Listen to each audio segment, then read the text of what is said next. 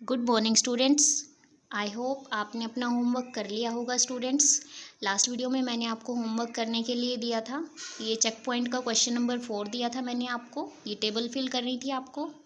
और question number 5 भी मैंने आपको दिया था। अगर आपने फिल कर लिया है स्टूडेंट्स तो आप इसको एक बार क्रॉस चेक कर लीजिएगा। ओके, अगर कोई रॉन्ग हो तो उसको करेक्ट कर लेना। Now students, let us continue our chapter. Last video में भी हमने कुछ करेक्टरिस्टिक्स के बारे में ही पढ़ा था, लिविंग थिंग्स की जो होती हैं। नेक्स्ट जो करेक्टरिस्टिक्स है हमारी लास्ट है ये, लिविंग थिंग्स इवॉल्व करती हैं। इट मीन्स लिविंग थिंग्स में इवोल्यूशन होती है। देखिए कैसे होती है ये process. Living things have the ability to adapt to their environment through evolution.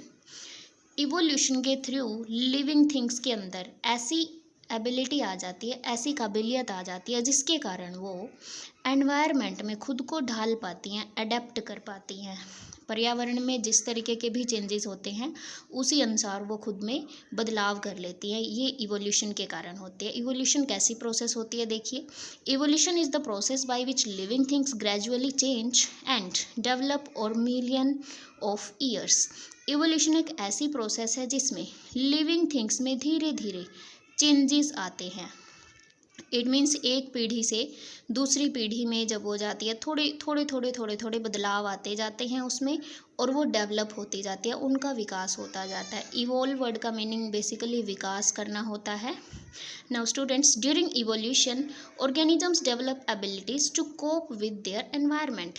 Evolution के दौरान ऑर्गेनिजम्स में ऐसी काबिलियत आ जाती है, ऐसी एबिलिटी आ जाती है कि वो एनवायरनमेंट के अंदर खुद को ढाल पाती हैं। वही जो मैंने आपको पहले बताया। इट मीन्स इवोल्यूशन में क्या होता है, कुछ चेंजेस होते हैं ऑर्गेनिजम्स में पर्यावरण के अकॉर्डिंग, ताकि वो उस पर्यावरण में आराम से रह पाएँ। Now students, next, all living things or organisms are different from each other in some way or the other। अब आपको पता है सारे जो लिविंग थिंग्स हैं, ऑर्गेनिजम्स हैं, वो एक दूसरे से डिफ़र करते हैं। एक दूसरे से उनमें क्या होता है, अंतर होता है एक तरीके का या दूसरे तरीके का। इट मीन्स कोई लैंड पर रहता है तो कोई आकाश में रहता है, स्काई में रहता है।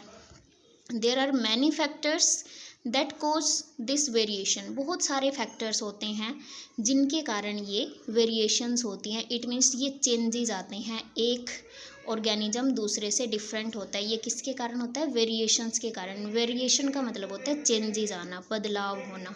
One of them is environment in which an organism lives.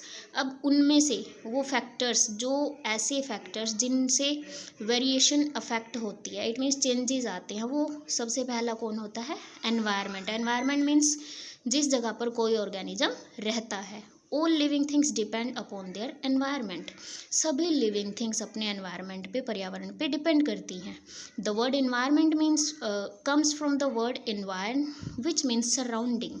Environment जो है स्टूडेंट्स, वो एनवायरन वर्ड से आया हुआ है, बना हुआ है, जिसका मतलब क्या होता है, सराउंडिंग्स। इट मीन्स हमारे चारों तरफ जो भी चीज़ें हैं।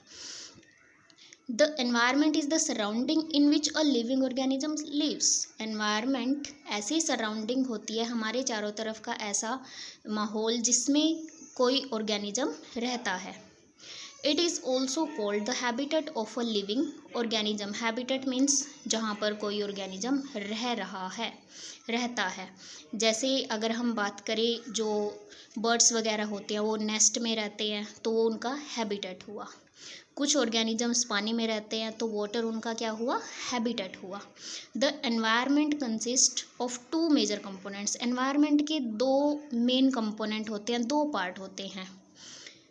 That is the biotic component and the living world, that is the biotic component, and the non living world, that is the abiotic component. दो कंपोनेंट होते हैं मेनली, एक होता है बायोटिक, दूसरा होता है एबायोटिक। अब बायोटिक का मतलब क्या होता है, लिविंग, और एबायोटिक का मतलब स्टूडेंट्स क्या होता है, नॉन लिविंग। देखिए, biotic means living.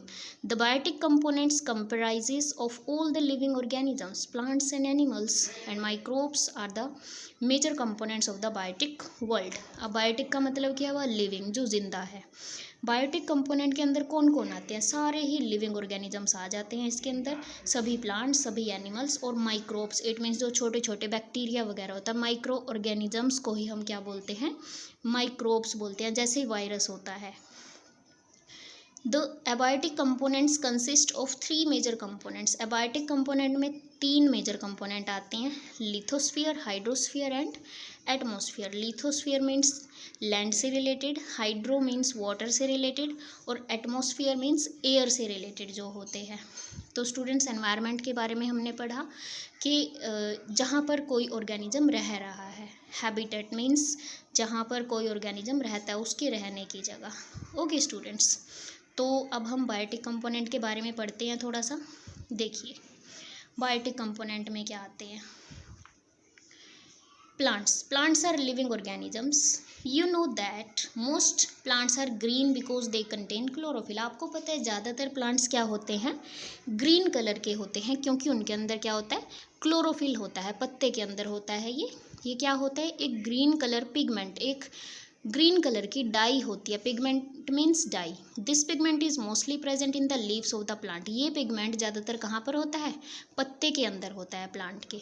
This pigment traps solar energy और energy from the sun and converts it into energy that is used to make food, glucose using carbon dioxide and water. अब आ गई students ये photosynthesis process.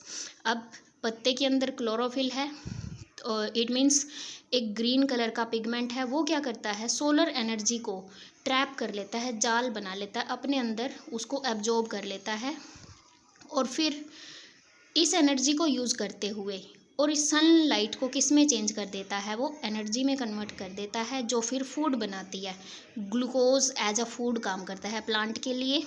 और photosynthesis process होती है ये, जिसमें कार्बन डाइऑक्साइड भी यूज होती है और वाटर भी यूज होता है। मैंने बताया था फोटोसिंथेसिस में 4 चीज़ें यूज होती है, एक सनलाइट, दूसरा chlorophyll, third carbon dioxide and fourth is water. ये 4 चीज़ें होती है फोटोसिंथेसिस में। This as you know is called photosynthesis. Okay, photo का मतलब होता है लाइट और सिंथेसाइज का मतलब प्रोडक्शन, इट मीन्स बनाना किसी चीज़ का। खाना बन रहा है ना यहाँ पे प्लांट के लिए। Some plants do not have chlorophyll. अब कुछ प्लांट्स ऐसे होते हैं बच्चों जिसमें क्लोरोफिल होता ही नहीं है। They can not make food. अब वो अपना खाना खुद नहीं बना पाते हैं। They get their nutrition from other plants and animals. वो अपना न्यूट्रिशन, अपना खाना कहाँ से लेते हैं? दूसरे प्लांट्स और एनिमल्स से लेते हैं। कुछ प्लांट्स ऐसे हैं जिसमें क्लोरोफिल नहीं होती, वो अपना खाना कहाँ से लेंगे? दूसरे प्लांट्स और एनिमल्स से। अब ये डू यू नो के पॉइंट्स कर लेते हैं हम। एक ऊपर भी है यहाँ पर हमारे पास, do you know here are some Greek words and their meaning. कुछ ग्रीक वर्ड्स दे रखे हैं। एटमो का मतलब क्या होता है? वेपर और एयर। हाइड्रो का मतलब वाटर, मैंने बताया आपको। लिथो का मतलब रॉक या स्टोन। बायस का मतलब होता है लाइफ। ओके स्टूडेंट्स, तो आप जस्ट इनको लर्न कर लेना। और नेक्स्ट पॉइंट है हमारे पास, there are over 4 lakh different species of plants. 4 lakh के करीब हमारे पास स्पीसीज होती हैं, और आप इसको 400,000 भी बोल सकते हैं। Okay, plants can be small and simple like mosses और huge like the giant sequoia tree. Plants जो हैं स्टूडेंट्स, वो मोसेस की तरह भी हो सकता है। ये एक बिना फ्लावर वाला एक प्लांट होता है, ग्रीन कलर का ही होता है वैसे। ये थोड़े छोटे साइज़ का होता है। और एक जियांट स्क्विया है, ट्री है, ये बहुत बड़ा भी होता है। इट मीन छोटे भी हो सकता है, बड़े भी हो सकता है। टोटल कितने हैं? लगभग 4 लाख के करीब है हमारे पास। Okay students, now next, animals भी हमारे जो हैं बायोटिक कंपोनेंट्स में आते हैं। There are over 20 lakhs of living species of animals. लगभग 20 लाख के करीब हमारे पास एनिमल्स की स्पीसीज हैं धरती पर। Animals depend upon other plants and animals for food and nutrition. Animals जो होते हैं स्टूडेंट्स, या तो प्लांट्स पर डिपेंड करते हैं खाने के लिए, या फिर दूसरे एनिमल्स पर। सच ऑर्गेनिजम्स आर कॉल्ड हेटेरोट्रोप्स। ऐसे ऑर्गेनिजम्स जो दूसरों पर डिपेंड करते हैं खाने के लिए, उनको क्या बोलते हैं? Heterotrophs. Hetero means different and troph means method of taking of food. अब हेटेरोट्रोप्स भी 3 कैटेगरी में डिवाइड होते हैं, हर्बीवोर्स, कार्निवोर्स, ओमनिवोर्स। ये आपने फर्स्ट चैप्टर में किया हुआ है। हर्बीवोर्स मीन्स जो सिर्फ प्लांट्स खाते हैं, कार्निवोर्स मीन्स जो मांस खाते हैं, ओमनिवोर्स मीन्स जो दोनों खा लेते हैं, प्लांट्स भी और मीट भी। Some plants and animals live on or inside other living organisms for food and cause them harm. कुछ प्लांट्स और एनिमल्स क्या होते हैं, किसी दूसरे ऑर्गेनिज्म की बॉडी पर रहते हैं या उसके अंदर रहते हैं या फिर उसके ऊपर रहते हैं और उनको नुकसान पहुंचाते हैं, उनको पैरासाइट्स बोलते हैं. They are called parasites.